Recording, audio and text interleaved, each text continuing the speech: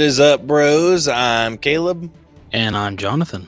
And we are a couple of bros on a mission to give you guys the most detailed movie reviews out there with as little bias as possible. Welcome to the All Bros. This week on the podcast, we have a bunch of movies for our weekly watch. A good portion of them watched by me. Yeah. I'm a man on a mission, and that mission's probably going to end a little bit prematurely. But we'll get into that with weekly watch. And then after that, we will be getting into this week's breakdown, which will be of the sequel to, I don't want to say one of the best. It's one of the, it's a sequel to a Godzilla movie is what it is. I feel more so a lot of people will say it's a Kong movie. Okay, Godzilla versus Kong was a Godzilla movie. Godzilla X Kong was a Kong movie. What? I don't know, man. Dude, there's no way. Dude, Godzilla versus Kong is, I feel, still a not Godzilla Kong movie. There's still not enough. The main person that they're focusing on is not Godzilla.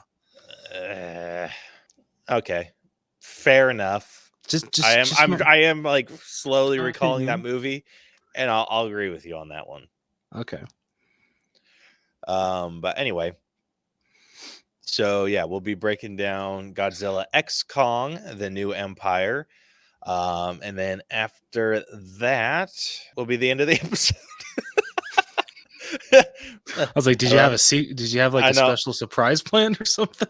I know. I lost my train of thought, and I was like, no, and then caught it and brought it back. So with that, let's say we get on into this. Let's do it. All right. Hello, my name is Brucker Nurse, and I want to tell you about my fun horror movie podcast called Autopsy of a Horror Movie. On my show, I like to have fun dissecting out what makes a horror movie scary, what worked for it, what didn't, what types of fears does it play off of. Is it an allegory for any sort of message? I don't know, but let's find out. Also, I like to watch slashers. I'm a big slasher guy, so I'll watch a slasher and do a kill grade for it. I will cover the kills and I will tell you how I would grade it based on shock, method, style points, and a fourth category that is a reflection of the movie. Besides those, I'll have fun with special topic episodes, commentary tracks, interviews with guests, including some Shudder directors, so I just like to have a fun time over here. If any of this sounds interesting to you or you just want to come check me out, please head over to Spotify, Apple Podcasts, or anywhere they listen to podcasts and search for Autopsy of a Horror Movie. Also be sure to find me on Instagram at Brucker Horror, where you get fun updates and some cool little posts that I do. Thanks for listening, and I hope that you get to enjoy the show, and I'll see you on Instagram. Bye.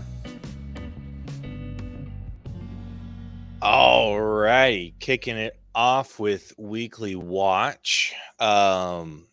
Like I said, I have been doing a significant amount of movie watching this week, all in preparation for one movie that my anticipation for it wasn't super high to begin with. I know it looked good, and I was like, okay, I'm excited to see this. After watching what I've watched, which, spoiler alert, is the Planet of the Apes movies. Yeah, I am super pumped for Kingdom. So yeah, this has all been in anticipation of that. So I started off, of course, with the good trilogy. Sitting at he's not wrong. I know. So I started off with Rise of the Planet of the Apes, just to kind of like refamiliarize myself with everything that was because it's been ages since I've seen this movie. Like, I couldn't even tell you the last time I watched these. I want to say the last time I watched these was when, like, right before me and you went to go see War. Okay. Shit. 2017, wasn't that when War came out? Possibly. Or I don't remember. Did we see... I felt like I was getting like little hints of nostalgia from Dawn. Did we see Dawn together? We might have. Okay, because I think that's what I might be remembering too. Yeah, like that. Yeah, maybe we actually did. Okay, because I was like sitting there, and I'm like, I know I've seen it. I don't remember in what context, but I was like sitting there thinking, I'm like, I feel like me and Rose watched this. Yeah. Yeah, I Um, think you're right. but yeah, so yeah, rewatched Rise. Loved every second of it. I liked how immediately it jumped into the Planet of the Apes shit. Because usually, like, they draw it out so long, They and do. I'm like, nope, they jumped right into the freaking ape stuff, and I loved it for it. I thought I was still I knew how the story went, but I still found myself kind of being like shocked and surprised and sad about how different things went, and I had an absolute blast. So that very much set the tone for the rest of this that I watched. Like I said, I love this one. This is the only one that I would give a $5 Tuesday to. The only one. Just because I don't think I enjoyed this nearly as much as the others. Completely. I'm on the same boat. I find it funny that like spoiler, my ranking goes 3, 2, 1. Same here. After Hell yeah. rewatching it, I will give you 3, 2, 1. Awesome. Hell yeah. All right. Next up is Dawn of the Planet of the Apes. And this one was just fantastic. I forgot how killer this story was. Like like I said, the third one's my favorite just because of everything that they do with Caesar's character. But Dawn still holds the highest regard when it comes to the villain of this franchise because Koba is freaking phenomenal. Oh my gosh. Dude, if there's anything that Rise did well, it was set up Koba. Yes. And Right. wait, like, I think that's what I was remembering too was I don't think I liked Dawn nearly as much the first time because I hadn't seen Rise like right after, or I didn't watch Dawn right after Rise. Because I'm so bad with names. And so I watched Rise, and then it was like a good little while, and then I saw Dawn, and I was like, okay, who in the hell are all these people or like all these characters? And so now that I have like that context watching them just right after the other, I loved how they set up Koba, and I freaking I was all game for this. I was all game for this movie, and the stakes are so good.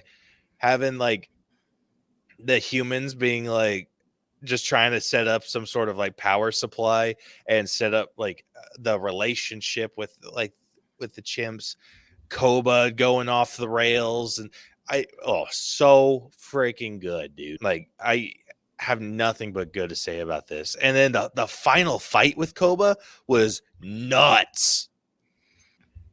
Oh man. I was I was here for it. I was trying to get other shit done while I watched these. I was like, nope, can't do it.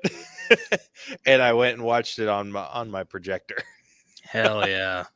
I was like, this is the ideal viewing experience for this. Like, this is fantastic. So yeah, loved all of that. Um, and this is something that they did well too. They set up the relationship with Caesar's son so freaking well. And so when it tied into the next one, which I'm just going to get into this. So Dawn of the Planet of the Apes given a full price all day, every day, which again leads into my War of the Planet of the Apes or War for the Planet of the Apes. They led into that like whole relationship and story and everything so freaking well. Kind of got you that like emotional attachment that you needed to Caesar's son. And then when they come in with war, and spoiler alert if you haven't seen these, I'm just kind of going off the rails with this. Like, holy shit, when they killed off his family, I was heartbroken. Yeah. Oh my god. Especially that like slow-mo, like, you know, after he discovers the bodies of his wife and son, and like the slow-mo look up at isn't it just Woody Colonel what Harrelson. they call? Yeah. Yeah. I think it's just Colonel that they call him. Just like this, like the freaking look that they just give each other. Just freaking, such a great scene. Dude, that whole thing. Oh my gosh. I loved how the build up to freaking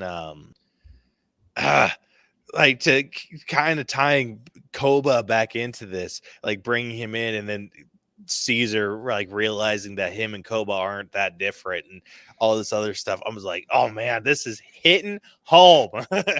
This is hitting all the freaking marks it needs to.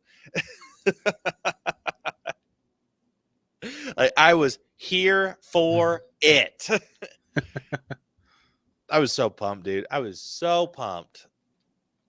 And I forgot how freaking heartbreaking or just rough the ending of this was, when the colonel had like come down with like the advanced simian flu and was like back to being like couldn't speak or anything, and just it was so freaking rough. But this was the introduction to one of my favorite freaking characters, Bad Ape. Loved. I would die for that ape.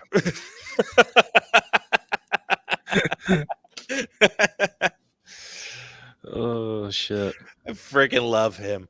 But this did everything right. This set up all types of like really good, just horrific scenes. Like when Caesar goes up and he sees all like apes tied up on like, I don't even know what they were, but just they were just tied up and just like hanging there out in the cold and everything. And so he attempted to free them. The stakes were fantastic. The ending was great when the colonel and everyone, they've freaking taken the base.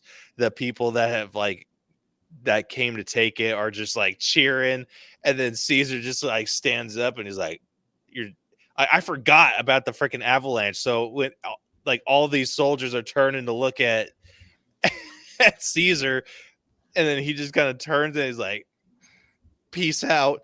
And then freaking everyone gets taken out by an avalanche. I was like, bro, that was nuts.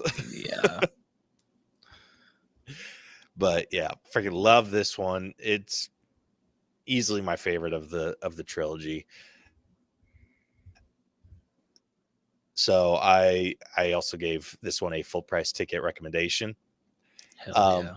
And then I decided I wanted to continue this Planet of the Apes train. And I was like, hey, you know what would be cool to watch? Tim Burton's Planet of the Apes, because why not? I'll tell you why not, because it sucks monkey dick. It is so bad. It is so bad. It has the biggest bullshit everything. Like there was no redeemable factor to this movie at all. And it was a lot. It was a lot. So if you guys haven't seen it and want to, don't know why, but have fun. But I'm going to spoil this whole freaking movie for you. Marky Mark's character is a space traveler, is all types of butt hurt because they send apes to do all of the flying and reconnaissance. But he wants to be a pilot, and he's like, nothing can think or act like humans do. And so they send a chimp out, like hit the chimp that he's training. They send him out, he gets sucked into a freaking electromagnetic field, disappears. Marky Mark's like, hey, I'm going to go get my ape, jumps in his ship. And they're like, you're going to be fired when you get back. And he's like, I bet. And then he travels into the electromagnetic field, disappears, and travels to the Planet of the Apes, crash lands and everything, realizes that there's a bunch of apes that evolved to be human-like, and they don't treat humans very well. There is a general in this, General Thade is his name, and he is the most over-the-top character I've ever seen in anything. Like, Wow. let me see. I want to see if I can figure out the actor, because I meant to look this up after I watched it. Oh, freaking Tim Roth. That makes sense. So Tim Roth freaking goes off the wall, and he's nuts, dude. He is absolutely nuts. Oh, that's Like, he funny. gets into people's faces, like people that are like much bigger than him. So Tim Roth, just let's see what he is. 5'8", and his counterpart, like, so he's like the general, and so one of his captains is like Captain Attar or something like that, and so he will go and just like do a crazy monkey freak out, and then he'll come back up to Attar and like try to threaten him. So yeah, Tim Roth is 5'8". General Attar, or Captain Attar, was played by Michael Clark Duncan, who is 6'5". The dude's a monster. Jeez, And holy shit. so Tim Roth's character has this freak out and then tries to get in his face, and he's like, "Ow!" Like, and he hunches down too, so it just makes it worse. And he puts his like face like right up against his chest, and he's like chews him out, and I'm like, dude, he will freaking destroy you. Oh, dude, that's funny. Yeah, it is. It's God. so easily the most unhinged I've ever seen Tim Roth ever. Oh, I didn't even get to that. Yeah, orangutan Paul Giamatti is nightmare fuel, dude. He is the worst. It is so rough, but it is the strangest freaking movie, dude. Yeah, so Marky Mark's character does this whole freaking like experience, like they try fighting the Kong army, and then it's just like, oh, this savior comes from the sky, and it's the ape that he trained. It comes down, he freaking like Marky Mark pulls him out, hands him off to the ape princess, senator's daughter lady, and he's just like, hey, take care of this little guy, would you? And she's like, yeah, sure. But all the other apes like worship this new ape as like their ruler, because he's like whatever. But I'm like, here, what up, Sam? But yeah, he points out as if he's late for class. I love it. Yeah, I know, right? Glad to have you, Sam. Love it. But yeah, so he pulls his ape out, hands him off to the ape princess, max out with her for a minute, and I'm like, kind of gross, but I'm like, whatever. It seemed like she had a crush on him. Maybe he was doing a favor. And then he goes over to the freaking eye candy of this movie, who is played by, I want to say, Lisa Marie. She's just like some blonde character. And so he goes up to her. He's had like no interaction with her other than like helping her escape from jail, or from monkey jail. And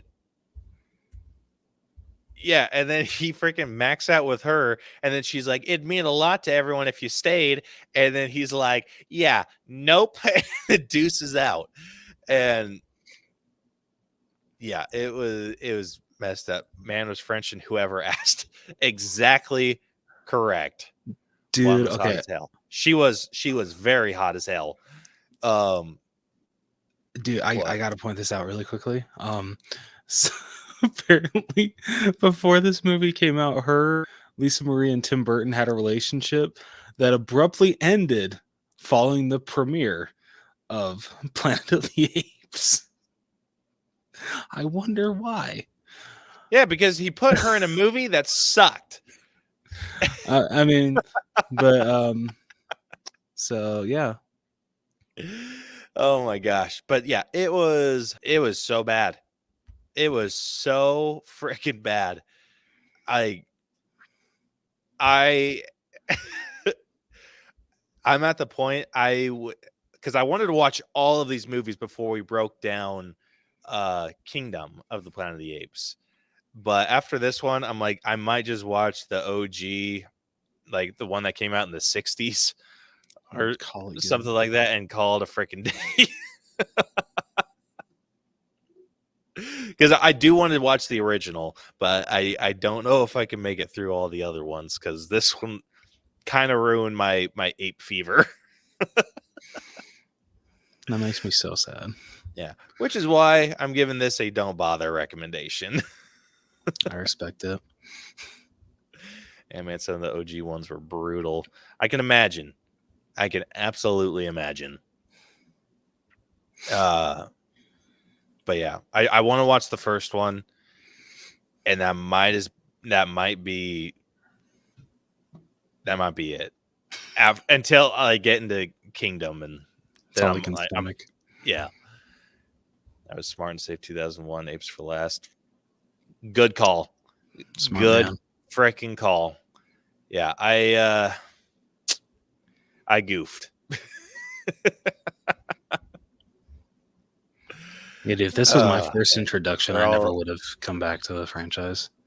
They're all 90 minutes. Oh. Okay, I might watch those then. 90 minutes isn't a lot of time.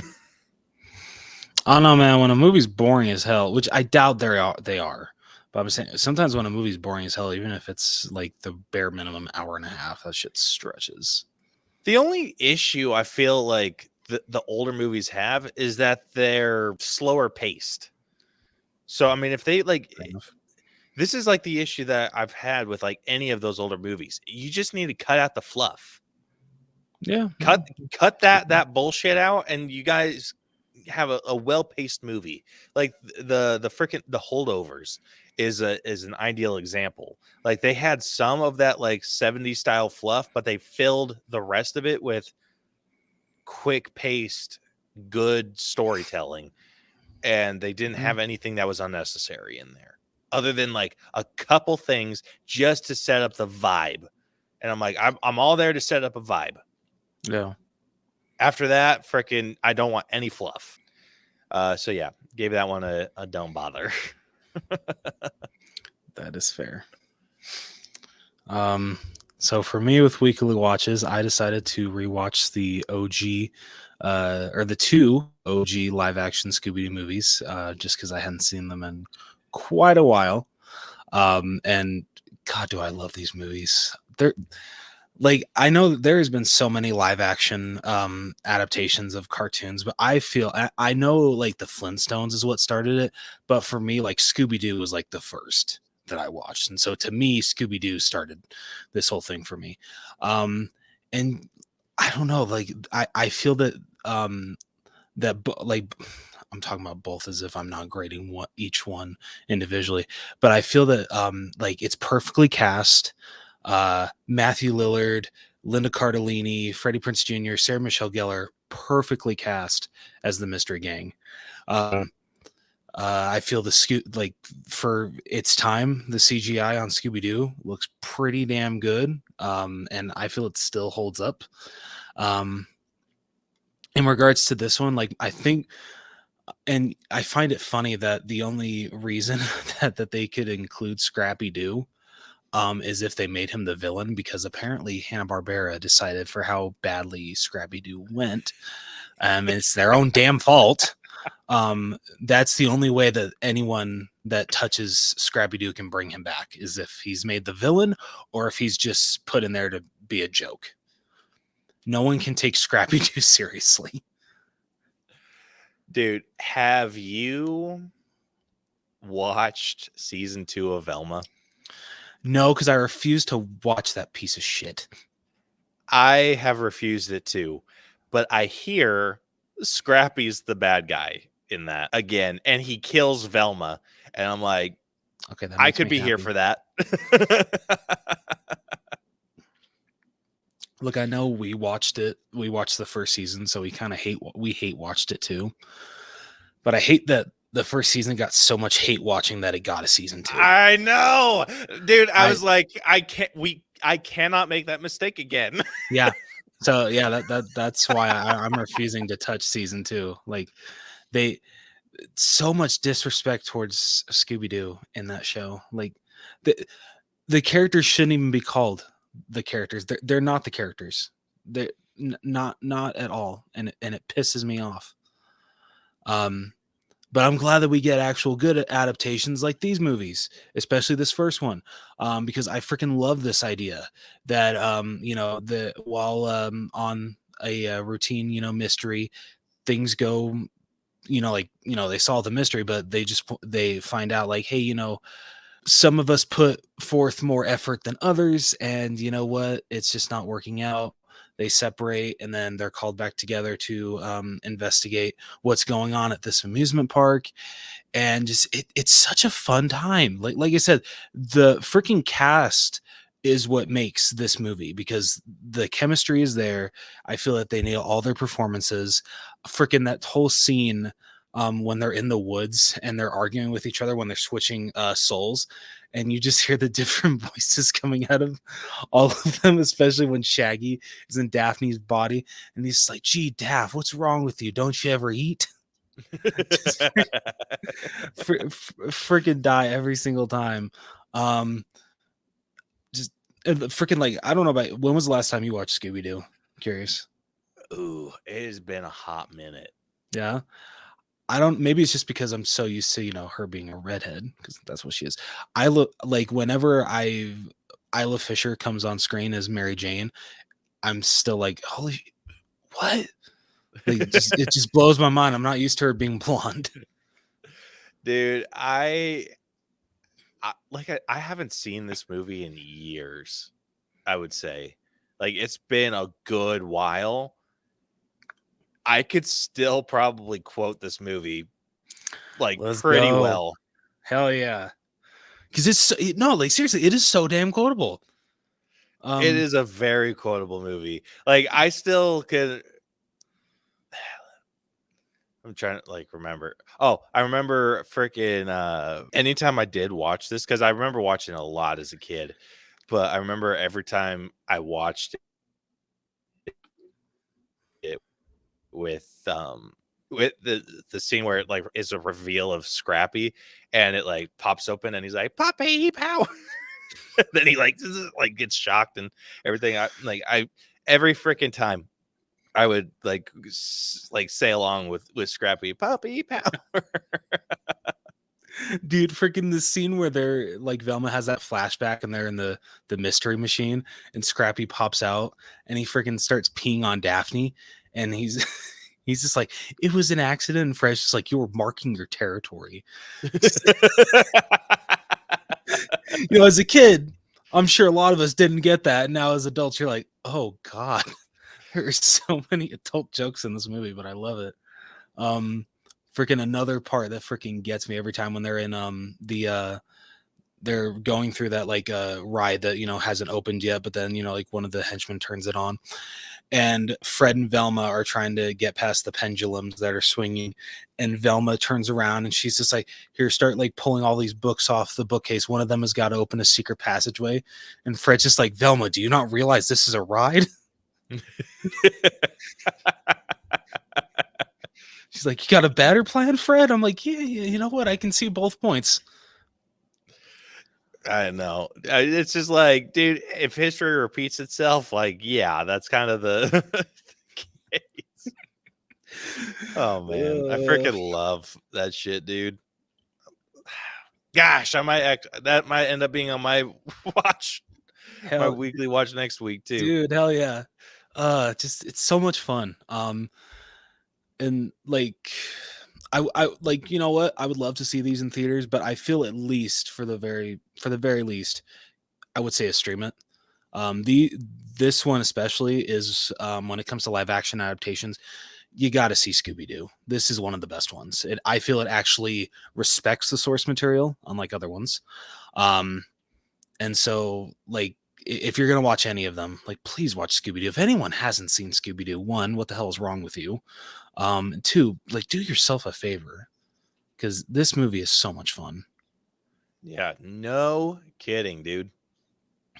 But leading into the second one, Scooby-Doo 2 Monsters Unleashed. Watch this one as well, back to back.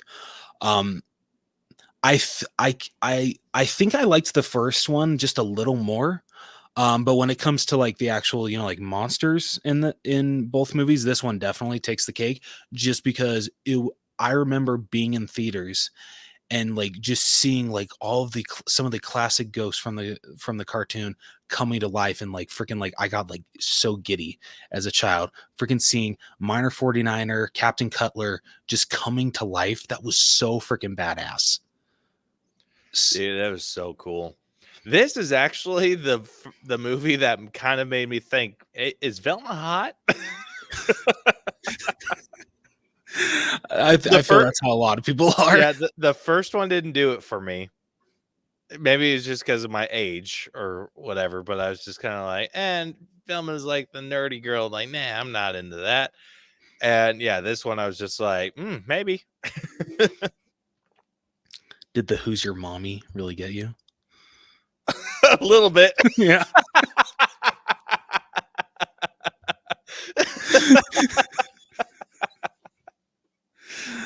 Oh man. No, once again, the cast amazing, just like the first one. Like you said, they are all perfectly picked for the Mystery Gang. Just seeing how they are able to work out a story that brings the classic monsters from the cartoon, I feel is done very, very well.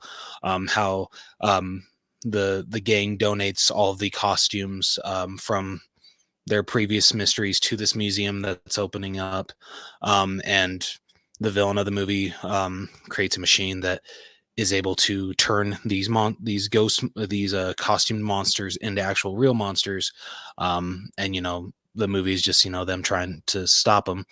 But just like, for you, don't get me wrong, I'm grateful for all the monsters that we get to see. Like I said, Captain Cutler, Miner 49er, the Tar Monster, 10,000 Volt Ghost, Skeleton Men, the Black Knight Ghost, Cotton Candy Glob. I think that's it. Pretty sure I got all of them. But one especially I would have loved to see was Creeper. I really wish we would have been able to see Creeper come to life. That would have been sick. Right?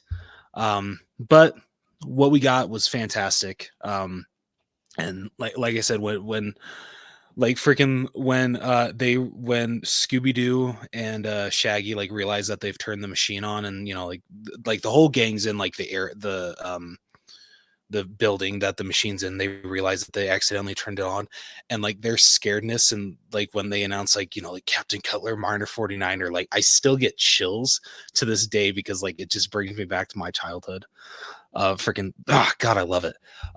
So like I'd say I love both these movies the same, just because like I love Scooby-Doo, love the cartoon, love these movies.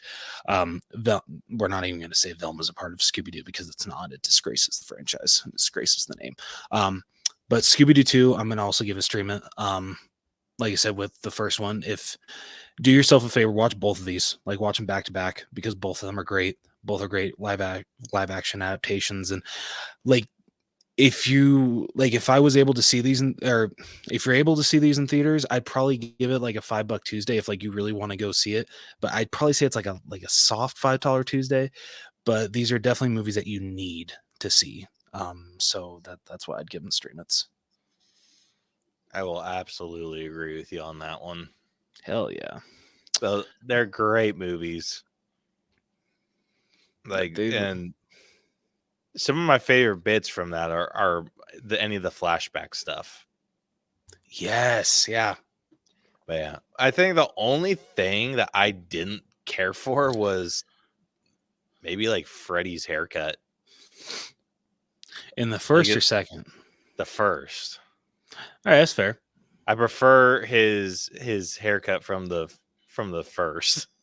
All right, that's fair. That's fair. But I mean, Shaggy's fits though. Like his hair was longer too, right?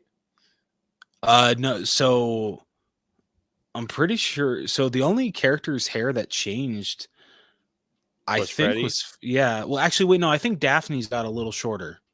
I think Daphne's was slightly longer. Daphne's an interesting one because she can change whatever the hell she wants, and I'm just gonna be like, whatever. Velma is one that if she changes too much, then it'd be like super noticeable, and I'd be like, I don't know about that. Shaggy is one that's just like the more hippie he looks, the better it fits for his character. I kind of find it funny that in the first one, like with the beginning case with the Luna Ghost, both Fred and Daphne are like wearing their classic costumes from the cartoon, which awesome. But then as the movie progresses, like both of them change into like kind of like modern takes on it. But Velma and Shaggy don't change at all. Like Velma changes like once towards the end, but for the most part, she still keeps her classic look as well as Shaggy. So I always found that funny that they're just like, well, you know what? I don't think Fred and Daphne's outfits will work, but you know what? We're gonna stick with Shaggy and Velma's. Yeah. I just want to look real quick. Okay. Did Matthew Lillard get tattoos or something? Like I don't think so. First and second? I don't think he did. Okay. I was just wondering why he decided to wear sleeves for the second.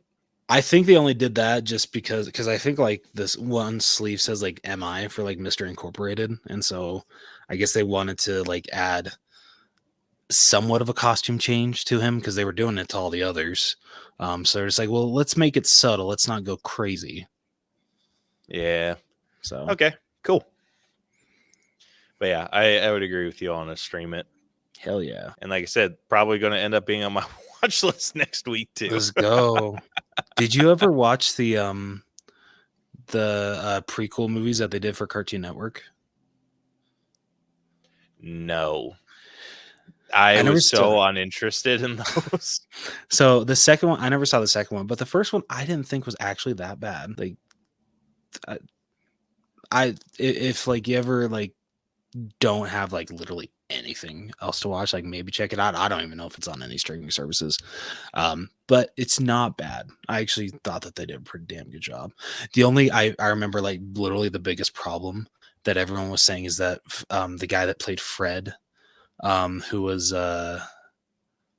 it's Stephen Amell, and who's his brother, his younger brother? Oh, that's his cousin, and it's Robbie. Oh, Robbie. Thank you. Just because he has black hair and they didn't bother dyeing it blonde. It's like the biggest that was such a bad choice. It was. So yeah, that's like one of the biggest problems that everyone points out about the movie. And yeah, no, it is kind of annoying, but like as the movie goes on, you kind of don't even notice it. Yeah. All right. Well, I think that wraps up everything in Weekly Watch. So with that, let's say we get into this week's breakdown. Let's do it. All right.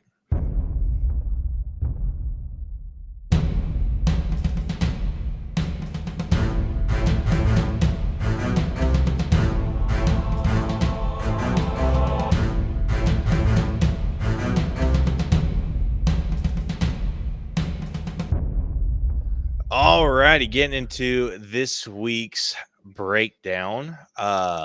We will be discussing Godzilla X Kong, the New Empire. I actually just finished this movie maybe 20 minutes before we started recording. Oh shit! Damn. I got held up. I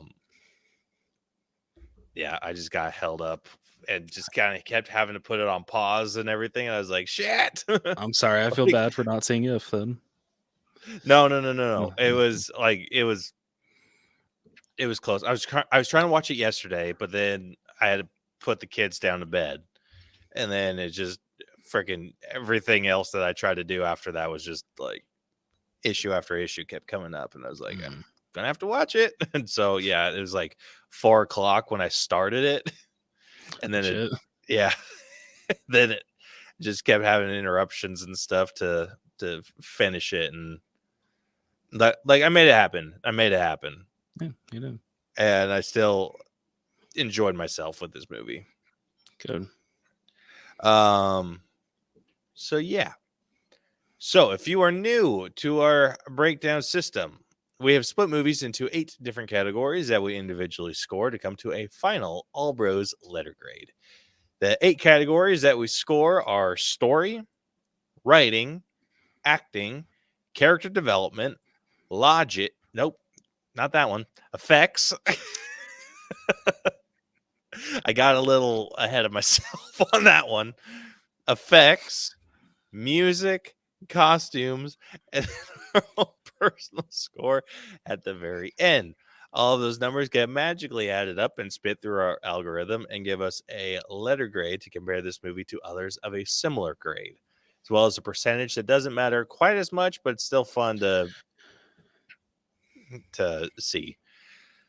But anyway, if you have not seen Godzilla X Kong, Rose is about to spoil the entire movie for you. This is a tough one to spoil because I feel like the main thing is this is a visual spectacle.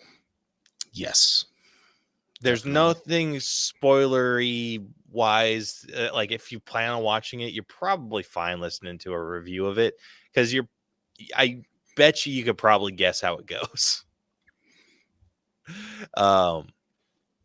But yeah, so if you don't want spoilers for this movie, you have been properly warned. We are posting that spoiler warning now. So if you listen beyond this point and anything spoiled for you, sucks to suck. So now it's our favorite segment that we like to call Reading with Rose. All right. So 3 years after defeating Mechagodzilla. Wait, what? Sam's a Reading with Rose, best 5 minutes of the week.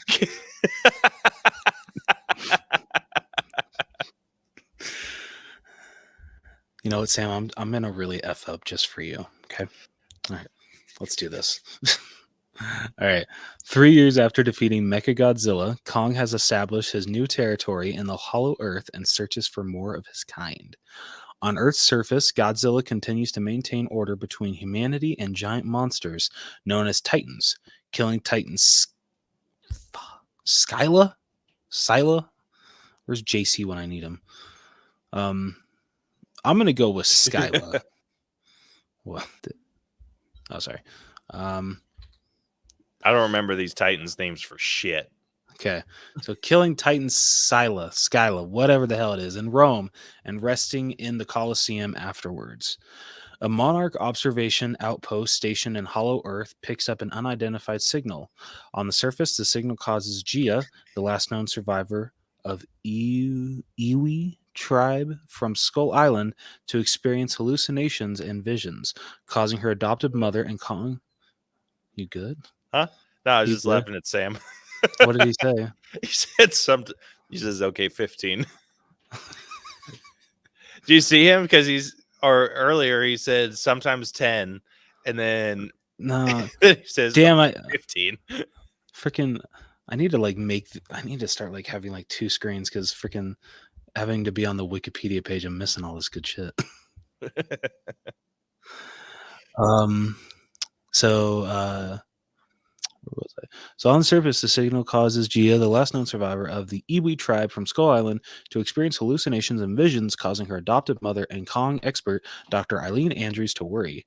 Also sensing the signal, Godzilla leaves Rome and attacks a nuclear plant in France to absorb radiation. He then heads to the lair of Titan Tiamat in the Arctic. Monarch believes Godzilla is strengthening himself for an oncoming threat. When a sinkhole opens near his home, Kong discovers an uncharted realm where a tribe of his species has survived, including a juvenile named Suko.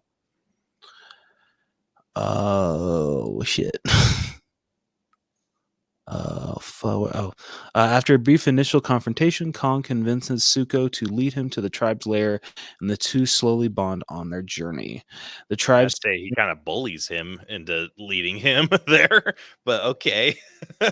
The tribe's tyrannical leader, Scar King, battles Kong with the aid of an ancient ice-powered titan, Shimo, whom he controls with pain using a crystal. Shimo's ice breath injures Kong's right arm, causing frostbite, but with Suko's help, Kong manages to escape after losing his axe. Andrews and Gia, alongside Titan veterinarian,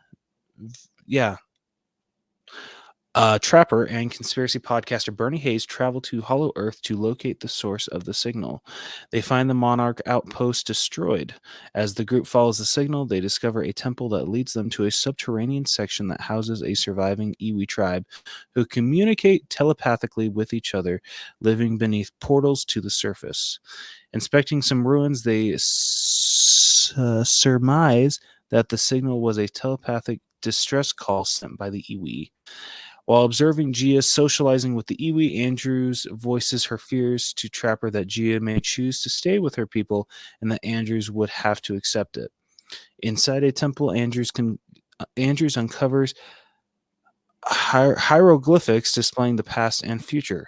Scar King once attempted to conquer the surface world, forced Shimo to trigger an ice age, and waged war against Godzilla's species, but Godzilla defeated him by trapping him and his tribe deep within Hollow Earth.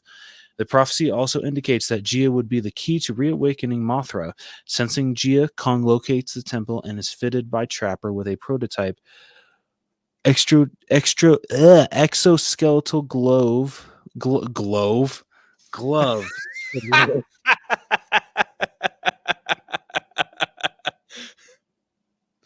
Oh shit. God damn it. To strengthen and heal his frostbitten limb.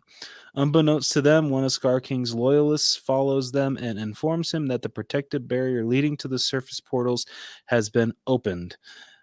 Gia successfully awakens the reborn Mothra. Meanwhile, Godzilla kills Tiamat and absorbs cosmic radiation from her lair, which turns his dorsal plates magenta. Hoping to lure Godzilla to Hollow Earth to assist him, Kong surfaces in Cairo and calls out to Godzilla. Despite Kong's attempts to communicate, Godzilla attacks him, and a brief fight ensues until Mothra intervenes. Godzilla, Kong, and Mothra return to the Hollow Earth and engage Scar King and Shimo in battle. Scar King and Shimo manage to use one of the portals to escape to the surface, forcing Godzilla and Kong to chase them to Rio de Janeiro, and Shimo induces a second ice age at Scar King's command. The factions are evenly matched until Suko arrives with Kong's axe and destroys the crystal controlling Shimo. Shimo freezes Scar King before Kong shatters him to pieces. After undoing Shimo's ice age with his atomic breath, Godzilla returns to rest in the Colosseum. Gia reunites with Andrews and alleviates her fears by choosing to stay with her adopted mother. Mothra restores the protective barrier of the Iwi's home and the portals. Kong returns with Shimo and Suko to Hollow Earth, where he becomes the ape tribe's new leader. I feel like they should have added, like, now officially King Kong. Oh, that would have been badass. Missed opportunity, Wikipedia. Missed opportunity. Okay, I didn't realize that freaking Mini Kong had a name. I didn't either. I don't remember them even saying that. I don't think they did. I'm like, you want to know the only thing? You can't just do that. Want to know the only thing I remember about Mini Kong was freaking Kong picking him up by the foot and just literally. And just beating the shit out of the other apes with him. Yep. Yeah. Great scene. Holy shit, dude. That was hilarious. And I wish that I didn't have that little bit spoiled for me. Yeah, dude, that sucks. Damn. That would have been a very pleasant surprise. Oh man. I could have rewound that for ages. Dude. It was so freaking funny.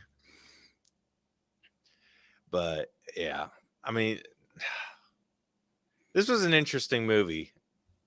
So starting off with like just getting right on into it, sitting with story, dude, I gotta say, this was a lot better of a story than Versus. 100%. Like this one, I felt, and like I feel that like the human storylines aren't hard to follow. They're pretty simple. But this one actually kept my attention. I was actually not bored with this human storyline, which definitely a huge positive when it comes to these MonsterVerse movies. Yeah. Like what I liked about this one is that it didn't feel like what they were doing was so independent of them. It was all just like in assistance. Yeah, there we go. And like the whole like, oh, finding out or having Kong come back to the surface because he has a bad tooth or just something like that. Like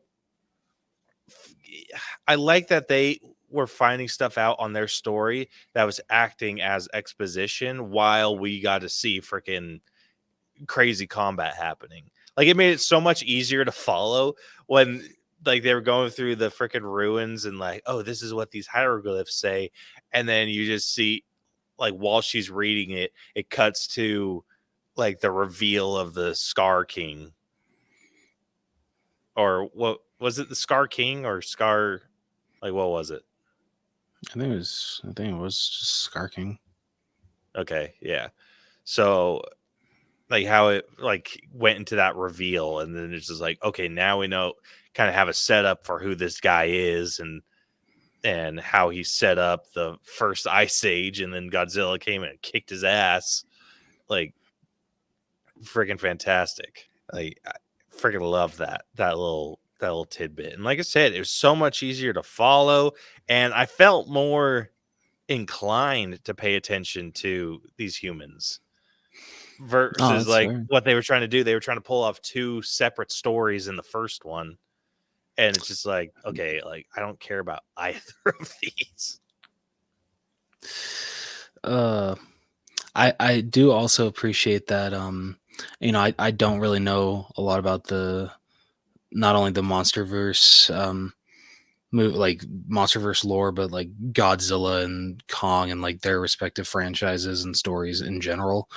But I do appreciate that, at least for me, when Mothra was reintroduced after seeing her and what was it?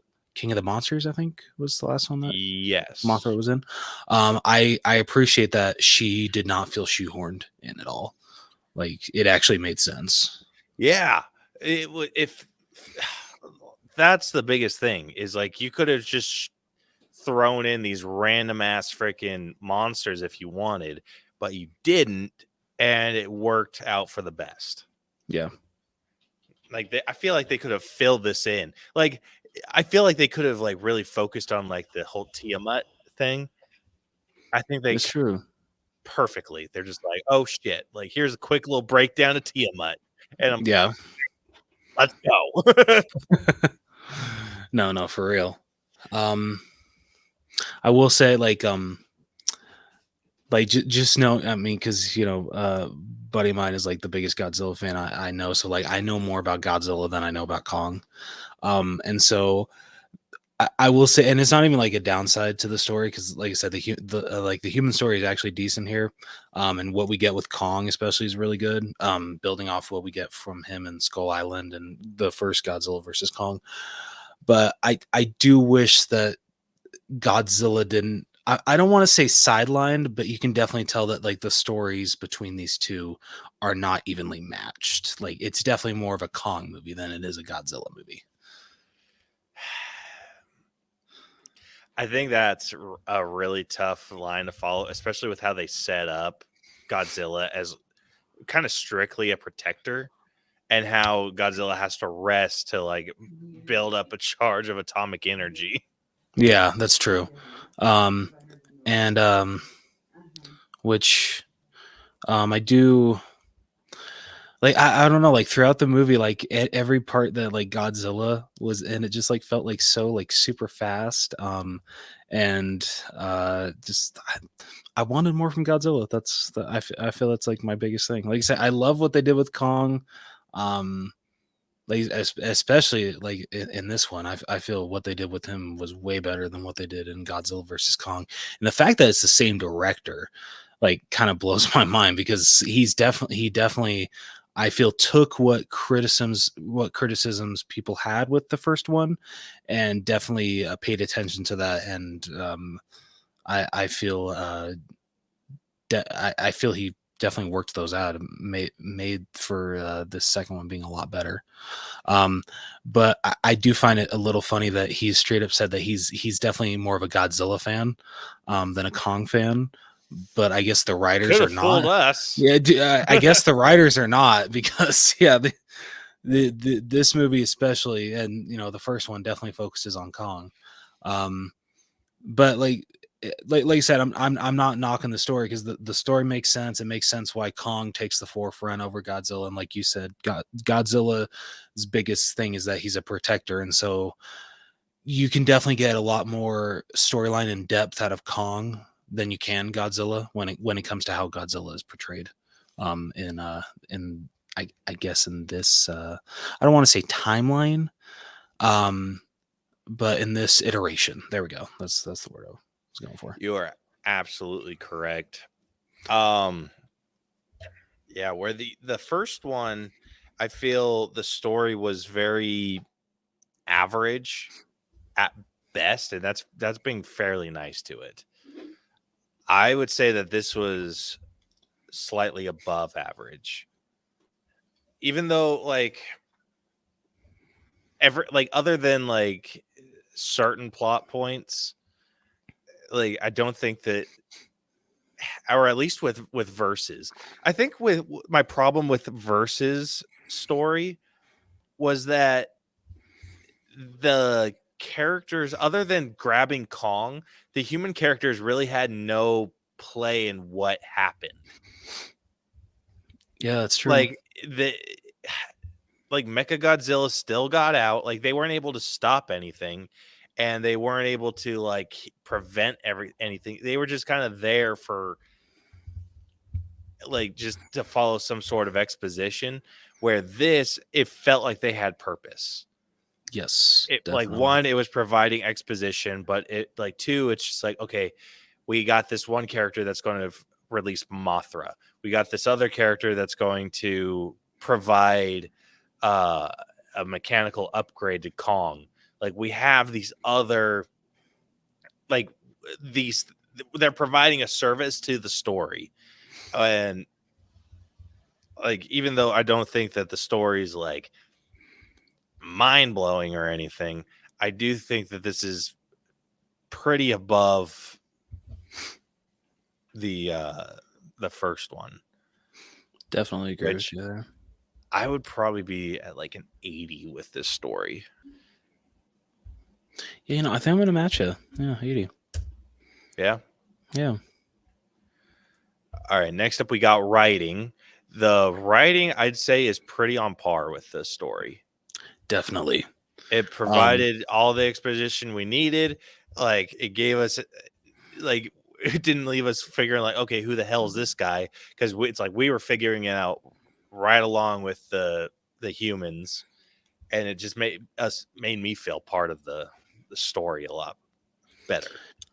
I feel one part of the writing that I really appreciated after what these characters went through in Godzilla versus Kong, and like how they literally tried to kill each other. makes sense. I appreciate that when they have to be reunited, it doesn't become once again just an all out like freaking brawl. It's that Kong goes back to the surface, tries to get Godzilla. Like, yeah, there's definitely an altercation, but once Mothra comes in and explains everything, then like I'm sure that there it wasn't definitely the chosen duo that they wanted. They definitely didn't want to work together. But you know what? Sometimes you got to do it. So I do appreciate with the writing that it didn't become like it didn't just redo what Godzilla versus Kong did. That it like it, and don't get me wrong, like I would have loved another huge fight between Godzilla and Kong, but I appreciated that it didn't go that direction. It was very like, hey, like, hey, I need your help. Like, I'm not here to freaking attack you. Like, I know, like, just the fact that like Kong knows that Godzilla can kick his ass. Dude, I think that's what I appreciated about it too. I was just like, Kong knew. He's just like, when Godzilla's just charging at him, he's just like, okay, like listen, wait. He's like, dude, you literally stomped on my chest the last time that we fought. I know this ain't a fair fight. Like, you got the advantage here. And so I appreciated that they didn't freaking try to freaking do that again. That both these characters realize who would actually win in a fight, and it, there's definitely a reason why it's not called Godzilla versus Kong, the new Empire. It's just Godzilla X Kong, and so that I feel that implies that it is a team up, and I did really appreciate that. It didn't revamp or it didn't retread. I really Godzilla liked how I really liked how it wasn't like a face down, where it was like Godzilla comes running in and they just kind of like face off, and then it's like, I like that Godzilla is just wasting no time. He's just like, I warned you, bitch. And then Godzilla or Kong's just like, yo. And then they wait. Yeah, and he's like trying to warn him, and then I love that he just like lays the beat down on him, like knocks his ass out, and then he's just like, you're coming, asshole. Like, I need you. Then, yeah, dude, freaking yeah. I thought it would be like, and like I didn't think that I would be happy with, because I thought it'd be like too silly. But like it works so well that when freaking you see Kong dragging Godzilla by his tail, and the look that Godzilla gives him, he's just like, "Are you freaking kidding me, dude?" Like, you do remember what happened 3 years ago, right? I know. It's like, you son of a bitch. Oh shit. Oh my dude. Like, I feel like I could have easily just like dealt with I would have loved, as a parody, if this movie took a funnier route, some freaking like subtitles on what they were thinking during that fight. I hope someone comes out with that. That would be like a TikTok video. I would love to see that. But that'd be so good. I love, there was no time wasted, and it wasn't until Mothra came and Godzilla's just like, oh, okay, like, bet. oh, that's what's happening. Okay, I can help with that. Still hate him, but I can help with that. Oh man, but yeah, I love that whole sequence where Godzilla, like, he knew the second he popped out, he's like, all right, like, gotta stretch. Round 2, let's go. He's just like standing there, does his roar, and then he's just like getting in the zone. And then he's like, all right, and then he comes and he's like, all right, like, this isn't gonna tickle. Like, loved it. I loved how you could like feel what was happening during those sequences. Oh, dude, yeah, especially like the panic that you see on Kong's face when Godzilla is charging at him. It's so great. Oh man, they did that so well. Yeah, I don't know if that's necessarily like, I feel like that's more of an effects thing, maybe, but just the timing of all that was perfect. Yeah, and like I said, I loved the exposition on the stuff that we got, and getting that as we were experiencing it too. Yeah. Like I thought Definitely. that really helped, especially with like the Scar King. Yes, definitely. I even also really liked what they did with the Iwi tribe. When it came to shit, what's the little girl's name? I forgot. I don't know that off the top of my head. But like I really appreciated honestly everything that where they took with her character, because like the fact that, you know, like throughout the movie you see the mother I feel bad for not knowing these characters. All right, 1 second. I'm sorry, guys. But we go to these movies just to see Godzilla and Kong, right? Yeah, those are the only two characters we really care about. Okay, so like, you know, like when they get to the Iwi tribe and Eileen, you know, starts to see how comfortable Gia is getting with, you know, her people, her tribe, and so she has that hesitation that, you know, hey, maybe she'd actually, you know, want to stay here, and seeing how she starts to just accept that as the movie goes on, and at the end, you know, Gia, you know, basically just tells her, you know, reassures her like, yeah, you know, these are my people, this is where I'm from, but you're my mom, I belong with you. And I freaking love that. I thought that was some really good character writing right there. It's like, you think these people got Wi-Fi? Nope. Yeah, for real. Yeah, it's like, excuse me, I have been accustomed, or I'm now accustomed to indoor plumbing. Thank you very much. I also thought Bernie's character, when it came to his writing, I feel was a lot better in this one than it was in Godzilla versus Kong. I thought he was a little whiny.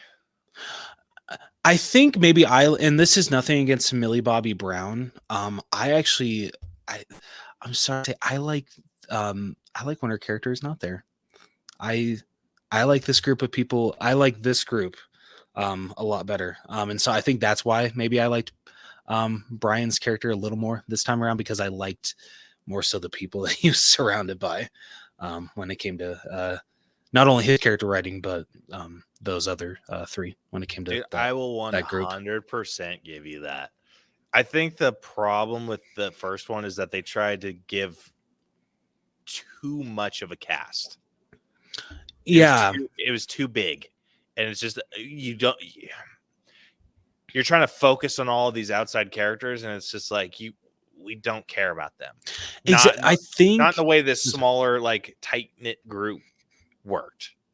Like, and I know that's what you know, a studio has to do when it comes to the writing of these versus movies. Like I'm sure that they all know that the only reason that people come to these movies, I mean, this is how I was with Freddy versus Jason. I'm only coming to these movies to watch these two characters beat the shit out of each other and see who comes out on top. That's all that I care about.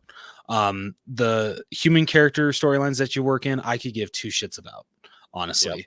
And I know you have to, and I appreciate when you try to make it interesting, like they did in this one. But I also appreciate when you try not to shoehorn so many of those characters in here, or in there.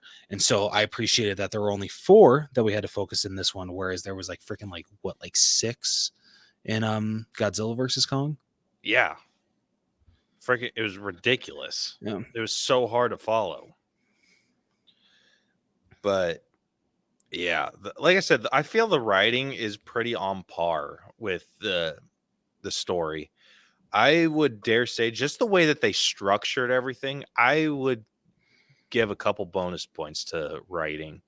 So I might be maybe an 82 with writing. Damn, dude, I was thinking the same thing. All right, next up we got acting, which, going through this cast, wrong one. We got Rebecca Hall, who played Eileen Andrews, Brian Tyree Henry, who played Bernie Hayes, Dan Stevens, who played Trapper, Kaylee Hoddle, who played Gia. I think it's Hoddle. Yeah. And then sorry, I was saving that for effects. Sorry, man. Okay. And then Godzilla and Kong. I mean, I guess we could include them in the acting, sure. So I thought you wanted to talk about their designs for effects, so figured I'd throw those pictures in there. Yeah, good call. Good call. But you know what? Top tier actors, like whoever did the roars for Godzilla and Kong, good job, fantastic. Yeah. All right. I am very interested to hear about what your top 3 looks like. I'd probably say number 1. I think I'm going to give to Oops. I think I'm actually going to give to Dan Stevens. Me too. Me right? too. Hell yeah. Dude, Trapper was the best. Dude, I didn't even know this was him until the credits rolled. Like, no shit, that was Dan Stevens. But I mean, maybe it's just because the only other movie I've seen this guy in is freaking the live action Beauty and the Beast. I've seen him in a lot of stuff. And he wasn't in Versus, was he? No, I don't think so. Okay. He was a very welcome addition to this cast. 100%. He was Dude, so much I fun to watch. him. I like when I loved when he's just like, "Hey, can I take the ship out to go get some reinforcements?" They're like, "You won't be back in time." And he's like, "No, no, no, no. What I'm going to do is going to be way more weird." Like I the way he delivered that line was so good. So good. He like, considering that you've seen a lot more of him than I have, like, would you say he's a very underappreciated actor? Oh yeah, dude. Yeah, Absolutely. Gosh, he can play such a wide variety of characters. There's this like kind of X-Men related spinoff that was on FX called Legion. That he played like the main role in that, and he has to play someone with like a multiple personality disorder. no, And he kills it. And yeah, like he freaking knocks it out of the park. And he plays good guys, he plays bad guys, like he plays it all, dude. Like it's nuts. Like, let me pull up his acting list right now, because like I said, he's done a lot. What the shit? what happened? He is credited in Godzilla versus Kong. Oh, really? Oh. Yeah. Okay. How does that make sense? It's been cool. I mean, is it as Trapper or is it a completely different character? I'm gonna look it up. I mean, I don't remember him in that at all. It's been quite a while since I've seen Godzilla versus Kong.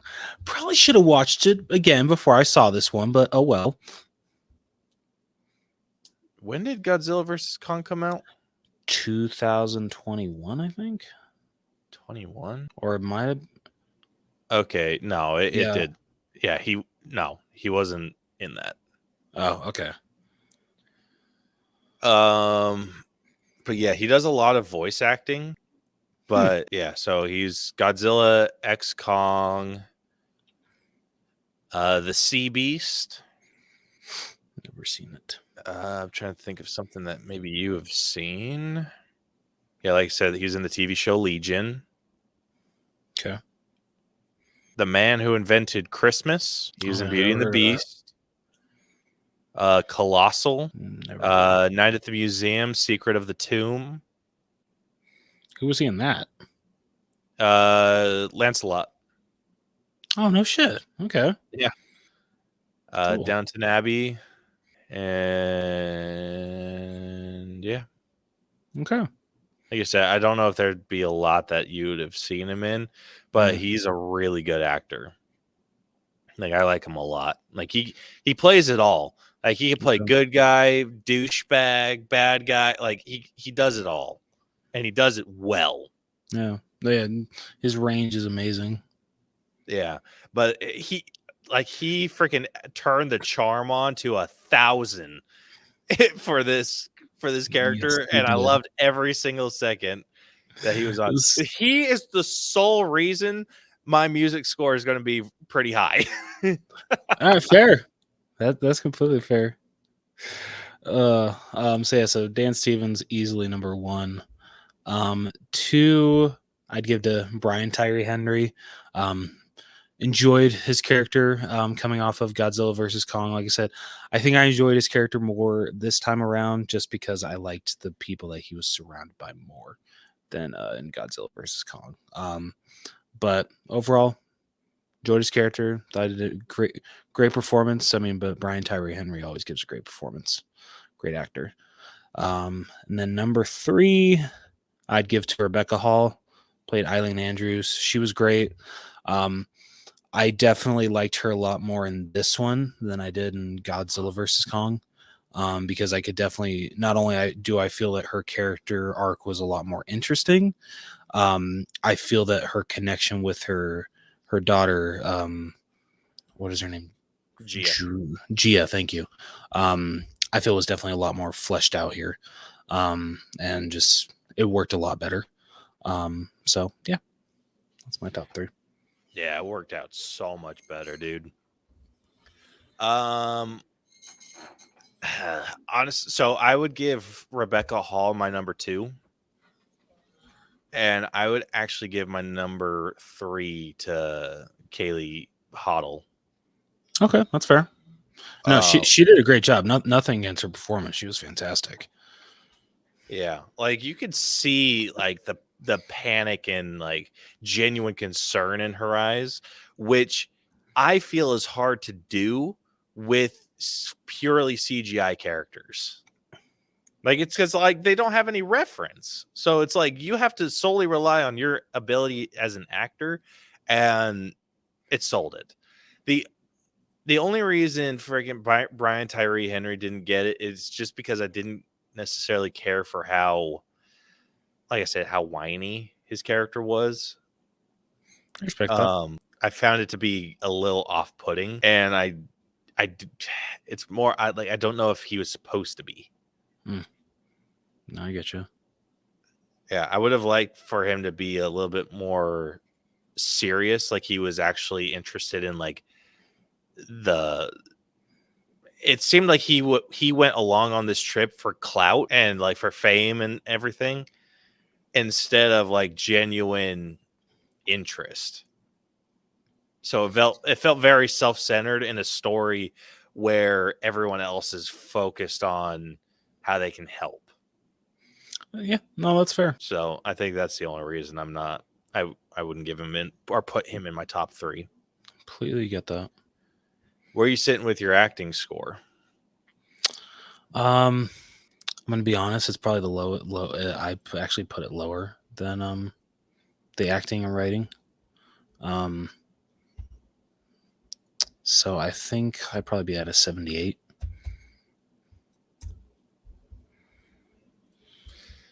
That's about. I'd give it like. Yeah, I think I'm a little lower, 77, because I was thinking 75 feels low and 76 even feels low. Yeah, that's fair. But yeah, I think 77 is where I'll be at. No, that's fair. All right, next up we got character development, which is kind of hard to do with this one, but not. Like it's an interesting conundrum with this movie because I feel like there is some growth with other characters, maybe like I'd say Rebecca Hall's. Yeah, that's fair. Yeah, like I think hers is just, like it's very basic. It's so like it's ridiculously basic. This is probably going to be the lowest score I give anything on this film. Yeah, that's fair. Like, I think into the two Titans. Like, yeah, you could argue like Kong has an arc, but like even that's not that big of a thing. Like, it's cool watching him. Yeah, like it like don't get me wrong, it's cool that he becomes the new king of the apes, whatever. Hollow Earth. Yeah, king. Thank you, of Hollow Earth. So watching where watching him towards the beginning, just being alone, and then at the end he finally finds his people. Awesome. That's awesome for his character, but you don't really see almost no growth throughout, which makes sense because, you don't really need to see growth from Kong, and definitely not Godzilla. You can't really say Godzilla didn't change at all, but Godzilla doesn't need to change because Godzilla is Godzilla. But like if I'm not thinking of like human characters and like these two Titans, definitely Kong actually had some character development, but it's like I said, it's nothing to write home about. It's like you said at the beginning, he has no people. At the end, he has people. He's found his people, but there's really nothing in between. Yeah. Rebecca Hall's character, she's the only one with anything, and it's just being able to like allow some sort of growth with her daughter. Yeah.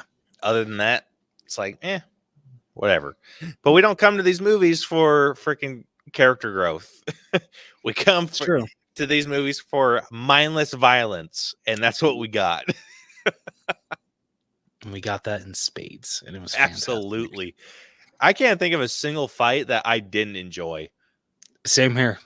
Like freaking the part where I know we're talking about character development, but like the freaking I like it was in the trailer when Godzilla and Kong are like running together, and I remember thinking in the trailer like that kind of looks weird. That kind of like seems kind of dumb, but when you actually see it in the movie, it makes complete sense, and it's so badass.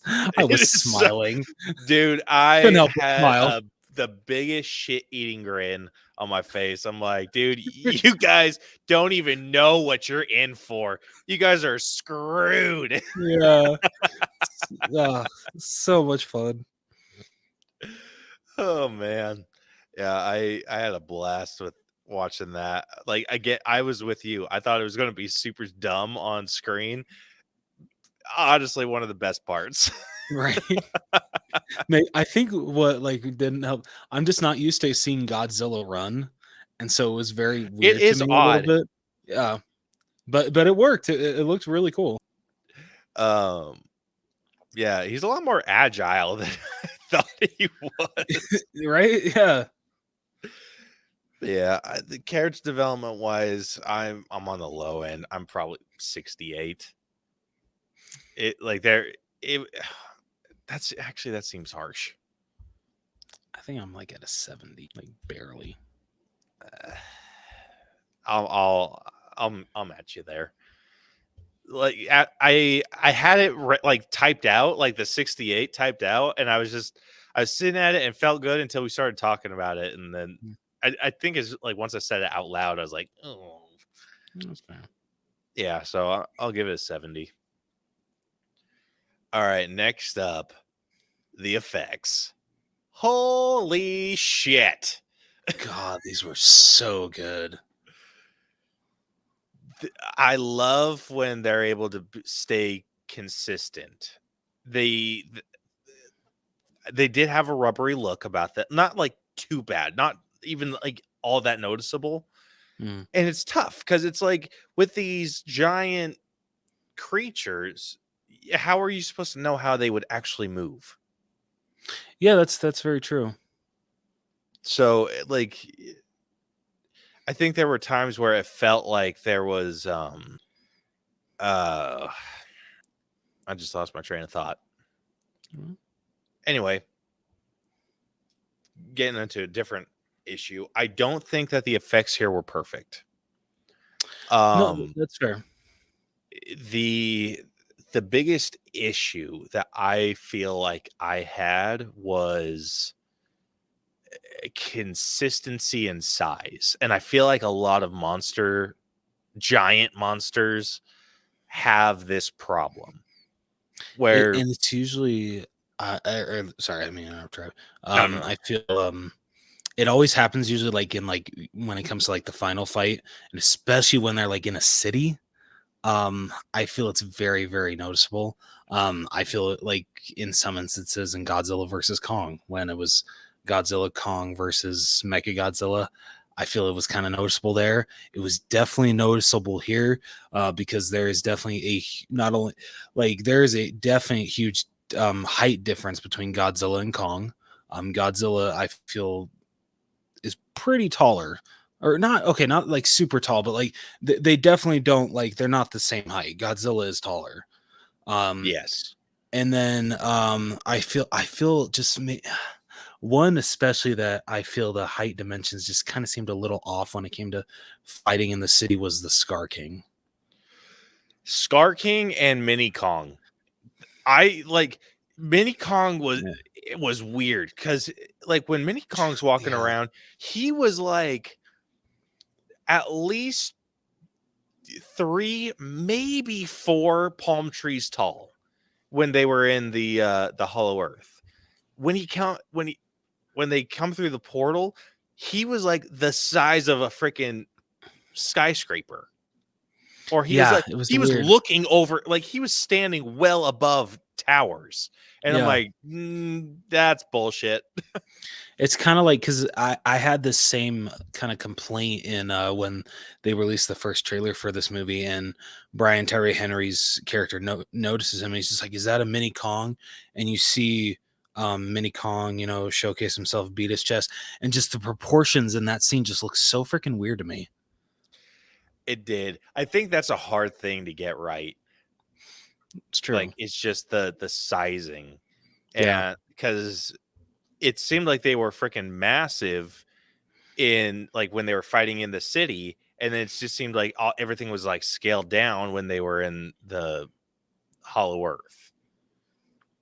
No, And I know you can 100%. make the argument that trees are different sizes in that world or whatever. Like, no, that's not how that's not how the human brain works.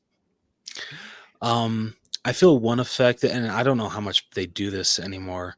I feel one effect that like doesn't go unnoticed, that goes unnoticed, and I feel it deserves much more appreciation when it comes to like CGI characters like this, and you're having to do big battles, and you're filming on location. The like, of course they're not there, but you're having to make it look like they're there. You're having to do all these explosions, throwing cars around, shit like that. And so I don't know how much of like that stuff they actually did real or if it was all CGI, but I feel when it comes to that kind of stuff, and I'm like thinking back to like the first Transformers, seeing them like have to, like throw cars across like a couple feet, or like blow up a like a building that was just down the way to make it look like, oh hey, like yeah, you're not seeing anything right here, but there's going to be a CGI character that they're the reason why this effect is going off. Like I said, I don't know how much they did for this movie. I Speaking would of expect them not to do it a lot. that is fair, Because it's but like, how do you cause that much damage and justify having just like that no, amount? that's true. But like just I don't know, like thinking about the effects that had me thinking when it comes to like stuff like that, when they do that kind of stunt work or effects for movies, I feel it's something that goes underappreciated because I feel most people don't think of that. Like most people think like, oh, it's it's all CGI, them destroying everything, but sometimes depending on what the effect has to be, they do have to make it practical. Like Yeah. a car has to be blown up, nothing's there, nothing is there that's causing it to blow up. It's just an effect, but it actually has to happen. It can't be digitally added in post. Yeah. This is a movie that would be very difficult to do. No, fair. But like I said, just like thinking about that final fight, just like it got me thinking like back to like like Transformers, other movies like that where you have these like mega characters and you're having to do like small stuff like that just to make sure that it's realistic. Yeah. Oh man. This one I feel was really good though. Any issues that I did have with like the sizing doesn't knock it down that much for me. Like it No, knocks it down same here. like a few points maybe. Yeah. But overall I felt like this was stunning. This isn't picture perfect, like absolute 100% realistic CGI, and it doesn't need to be. Not with monsters like these. Exactly. And yeah, so I mean, just docking for the issues that I did have, I could easily give this maybe like a 95. Like I'm fairly freaking high on that. Dude, like, goddamn, man, I'm matching you again. Like, yeah, dude, that is the perfect score. All right, next up we got music, which this soundtrack was baller. Yeah, this was freaking fantastic. One like okay, it's not the best thing in the world. It's not No, it's not like Guardians of the Galaxy no soundtrack. but it's up there. Yeah, no, definitely. Like, dude, anytime Trapper was on screen and like throwing music on, I'm like, dude, this is the shit. Like when he was, I forget when he was like throwing on threw the song on. I think it was when they were throwing the robot hand on Kong. Like I was freaking vibing. It was so good. Like I think where this movie on its, I think I'm at an 8 with this soundtrack. It, like I said, I'm fairly high on this, just because I thought the soundtrack was killer. The score was all right. Yeah, and I know that we throw in the audio effects a little bit when it warrants.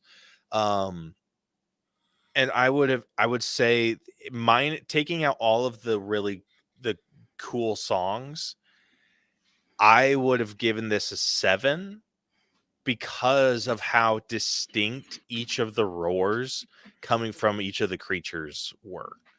Yeah. Like you could almost close your eyes and like tell who was roaring. Oh yeah, absolutely.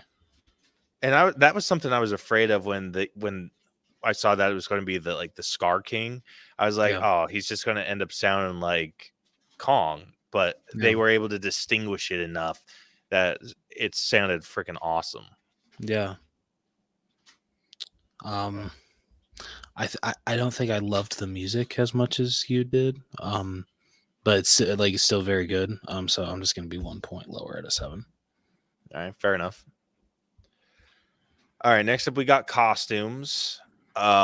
Which this kind of ties into the character design and everything. So we'll include Godzilla and Kong in this. The human characters, meh.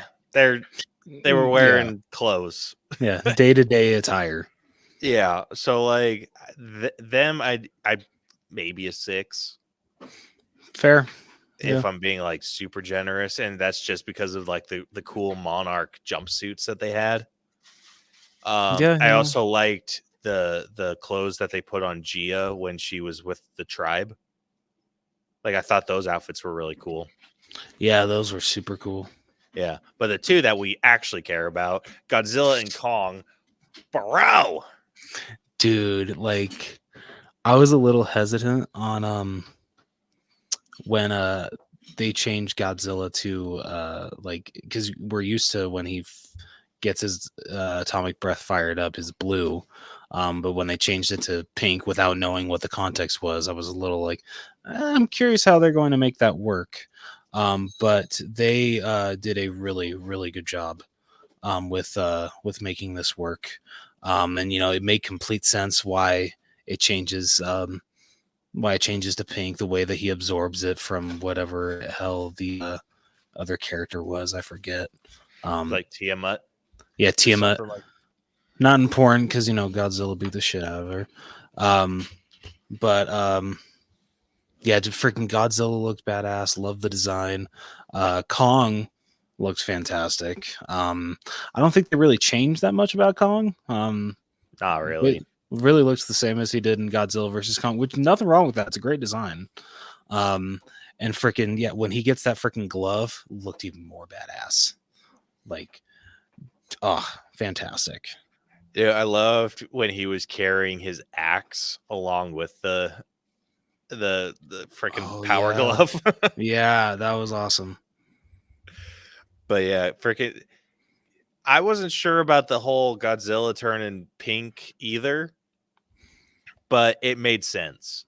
Yeah. And I love that it wasn't even that that Titan was a threat. It's just Godzilla. It's like, hey, I need your atomic energy right now. So sorry, bro. And just freaking smokes him. Yeah. And I love that he does like the power breath, and all you see are just the chunks floating up to the top. Dude. And then everyone else is just like, yeah, so he's just chilling. I love that the humans have come to a mutual understanding that let Godzilla do whatever the hell he does. He's doing it for all the right reasons, and if we try to interfere with him, we're screwed. So let's just leave Godzilla alone. It's like, dude, I didn't understand why were they bombing him? Like, remember, like the humans when he was, I think it was when he was near France or something. Like they were shooting at him. Oh, I think it's because of the like where he was headed, where it was all like radiation. I don't think that they wanted him to get there because they were afraid what the outcome would be. Like, he'd blow up like miles of the city or some shit like that. And so they didn't think that was the right thing for Godzilla to do, even though, never question Godzilla. I know, so I dude, think that's it's why. Like, you're just wasting your ammo at this point. Yeah. Like, what the shit did you think you're gonna do? It's like, you do remember what it's he's like, hey, done, dumbasses, right? we've done this before. Yeah, seriously. Like, we freaking nuked him, and we freaking nuked Godzilla one time, and he atomic breathed us out of existence. Yeah. Like, what do you think your like tiny little bombs are gonna do other than piss him off? Yeah. I'd be one of those guys watching them like bomb Godzilla and be like, you freaking idiots. No, like, seriously, like, when will they learn? Yeah, they won't. No, never. But yeah, I mean, their designs are fantastic. So good. Scar King looks pretty cool too. Scar King looked great. And I like the other, or what was it, Shimu or Shimo? I think it was Shimo. Yeah, the ice Godzilla, I guess. Yeah, basically.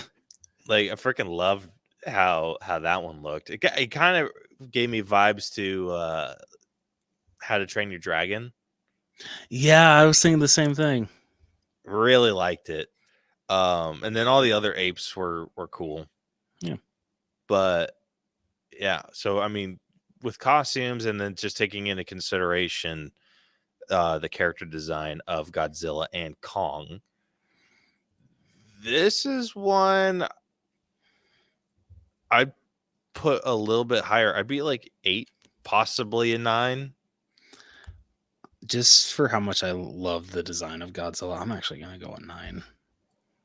I'll give you a 9 because I couldn't.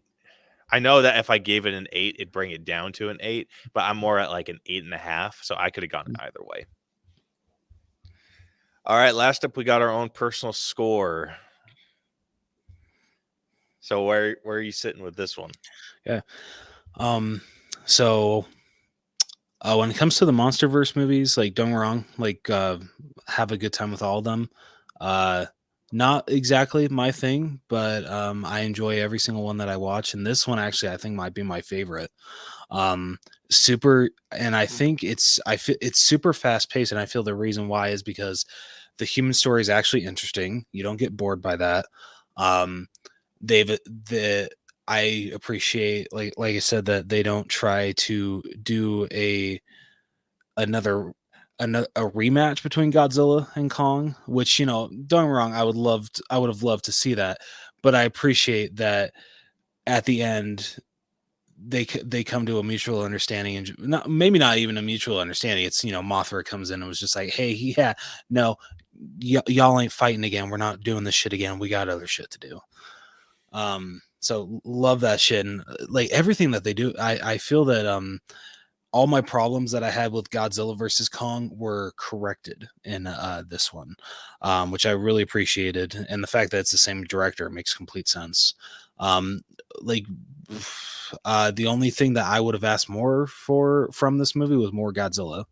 Would have loved to see more Godzilla. But what they do with little we get of Godzilla, it makes sense. It's great, and what they do with Kong is great also. So I had a blast with this movie. Super fun. I remember seeing this freaking in XD, and it was beautiful. It was so beautiful seeing this on such a big screen, and it was freaking great. So jealous. It was worth it, man. It was worth, dude, like we should if you're up for it, I know we like always talk a big talk about freaking getting together to watch movies on big screen. But I feel like this is definitely one that we should watch on big screen. I'd be down. Okay, sweet. But let's actually make that happen. We're always so bad at that. Yeah, our follow through is garbage. Yeah. It's okay. We both know we love each other, and that's all that matters. Yep.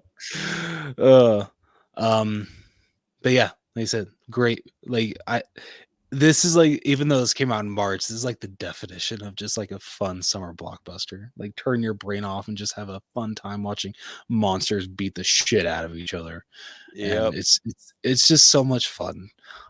So personal score.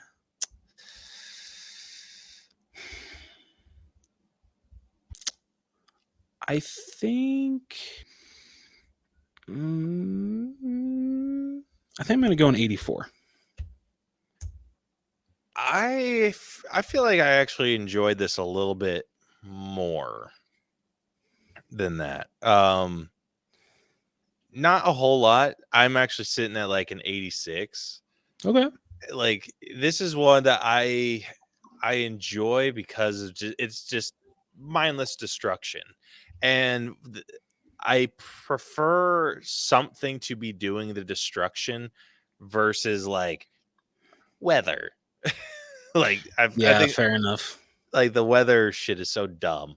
But I really enjoy these types of movies, and like I said, just turning our brain off. Really fun. And it helps a lot that this is just visually super pleasing to the eye.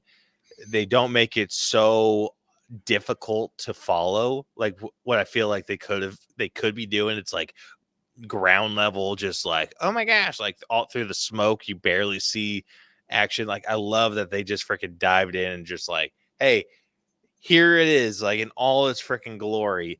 I'm like, hell yeah. Like I don't need to be a freaking ground level spectator. Like I want to see this shit from the freaking heavens, and yeah, I think they nailed it. So yeah, I'm gonna sit at like an 86. No, completely fair. All right. Well, going through these scores real quick. Okay, I thought it didn't update for a second. Anyway, yeah. So starting off with story, we are sitting at an 80. Pretty good start. Moving on over to writing, we had a couple point bumps, sitting at an 82.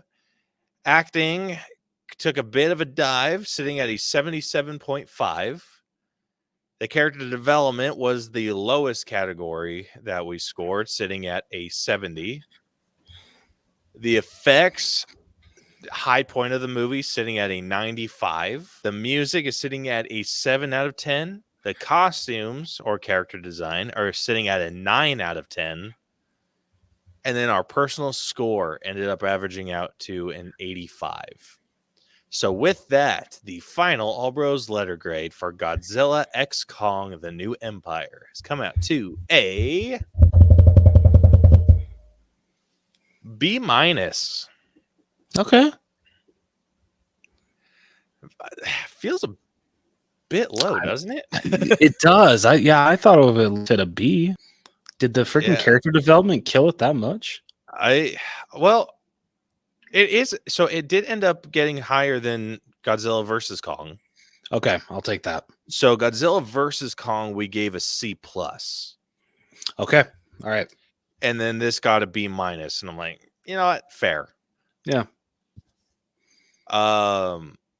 So this is sitting at an 82.44%, which puts it on the exact same level as Chippendale Rescue Rangers.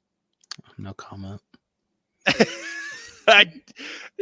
Dude, seeing that, I don't totally disagree with that. Of course you don't. Just kidding. It's two very different movies. No, it is. But I think the enjoyment that I get from both of them is it's different but equal. All right. I can give you that. Yeah, so that's interesting. But let's see. So it is sitting below The Hunt, if you remember that one, the Thanksgiving one. Oh yeah. Or no, wait, not that one. Well, The Hunt. No, The Hunt was Ike Barinholtz was in it, but it is the one where a bunch of like rich people like kidnap. Oh, and like pick people off for sport, right? Yeah. Okay. It was the one that Emma Roberts was in for like a couple seconds until she got her head blown off. Yep, I remember that. Yeah. It is below A Haunting in Venice. Okay. It is below Scream 6. Fair. It is also below Gran Turismo. I'd probably actually put it higher, but that's just me. If it helps, it's a close, like super tight margins. Okay. That does help. Like seriously, the difference between it's also below Mulan, the remake. I'd probably put it above. Yeah, and it's below The Greatest Showman. Okay, The Greatest Showman, I can definitely get behind. Okay, that's a good movie. The Greatest Showman is our top B- movie, and the difference between Godzilla X Kong and Greatest Showman is 0.5%. Okay, so it's really high up. Let's see what it's above. It is sitting above Let's Be Cops. Okay. And Halloween Ends. Yeah, especially Halloween Ends. It is above Ron's Gone Wrong. Okay. Knock at the Cabin. Yeah, I can definitely agree with that. And Thor Love and Thunder. Yeah, definitely agree with that. Yeah, definitely agree with that. But I didn't walk out of this movie and be like, what the hell was that? Yeah, no shit. But yeah, so I mean the difference between those, it's 0.4.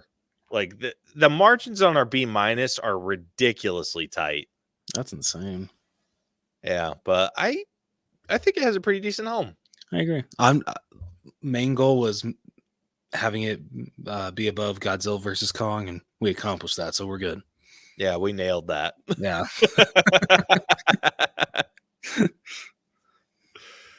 All right.